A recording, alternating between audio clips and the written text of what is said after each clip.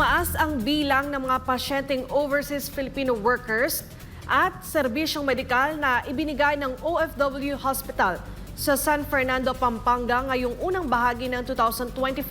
Sinabi ng Department of Migrant Workers, pinaghahandaan na rin ang malalaking pagpapalawak ng serbisyo at pasilidad sa ospital.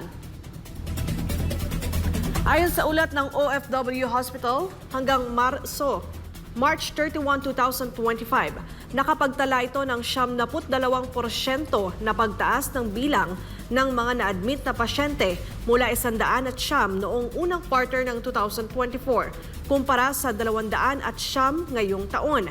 Sa parehong panahon, umakyat din ang bilang ng outpatient o pasyenteng dumaan para sa konsultasyon at ibang serbisyo mula 10,143 tungo sa 12,077, katumbas ng 19% na pagtaas. Bukod sa outpatient at inpatient services, malaki rin ang itinaas ng paggamit sa mga pangunahing serbisyo gaya ng 24/7 emergency room, telemedicine, minor at major operations, obstetrics, gynecology, radiology, laboratory, respiratory at heart station. Ang Integrated Medical Repatriation and Assistance Program ng ospital ay patuloy ring tumutulong sa mga OFW na nangangailangan ng inpatient care at family health counseling.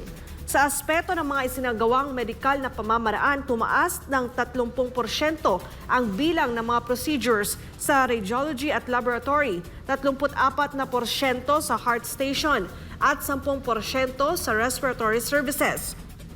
Ipinagmamalaki rin ng ospital ang 100% budget utilization para sa mga bayad na serbisyo mula 2024 hanggang 2025.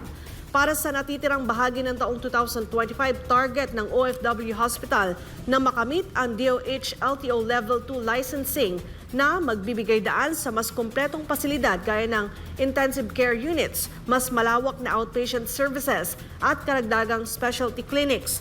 Nakatakda ring simulan ang konstruksyon ng bagong cancer center building, pati na ang pagpapalawak ng heart station, respiratory at radiology sections. Layunin din ng ospital na kilalanin ito bilang opisyal na medical facility for overseas workers and seafarers at maging accredited provider ng pre-employment medical examination.